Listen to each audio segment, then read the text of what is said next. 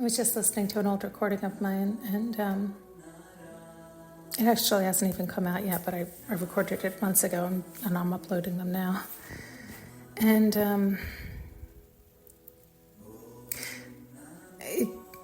it struck me as funny because we often... It was referencing the House of Gucci, and I was watching part of that movie, and how at first they both seemed so pure and innocent and in love, and then she turned into a greedy monster, and then what happened to him? So I don't even know if I ended up watching it all the way through, but I recall it was so sad at first because I feel like he truly wanted love, and he thought he had found it, and then when it turns the way it does, you do start to question, like, oh, was it all fake? Was none of it real?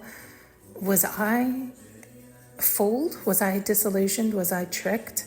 Is there no such thing as love? Is there no, And so we start to question ourselves, and then some of us give up on love altogether, and we're like, oh, fuck it. So if it's not real, so then that's what it is. Everybody's out for themselves. Everybody just has to go after the earthly stuff, and that's it. Fuck love, right? Like, it's that bitterness that can seep in, and that disbelief, that doubt, right? We start to doubt that what we ever felt or experienced was true. And we have to remember our feelings are true, they are real. And we do need to be realistic, but I do believe at some point they were in love. And it's like remembering that. That doesn't mean you'll ever get it back, and maybe never with that person, because the way we talk about it, it's like, well, they didn't fully love and honor themselves, and they let their childhood wounds infect them and get bigger and wider, and that grew to be the new face, right? Like, that was the head of their show. That was what took over. And so it's accepting that they were a different way at one point, and that point you experienced with them, and it was real, and it was true, and it was pure. And they have since changed.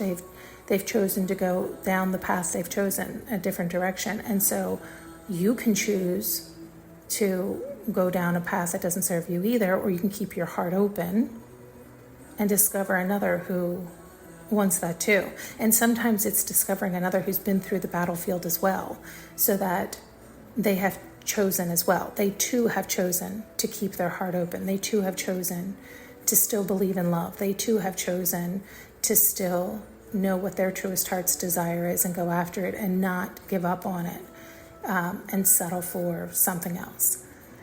It's like sometimes and sometimes you don't need that. I'm just suggesting that some of us who have been through the battlefield, it's like you can recognize another who has also, or it's I want to say like confirming, but it's like it's comforting and it's reassuring, in that it can give you that comfort and that reassurance that they've already been through it, and they've already decided that their heart is more important, and they're keeping their heart open. They still believe in love, so that's the choice they've made. In other words, if you're with somebody who hasn't been through the battlefield, that doesn't mean that they can't keep their heart open and they'll still choose that. I just mean like, those of us who have been through the battlefield, you can be like, oh no, I was there, and they were too, and they chose something else.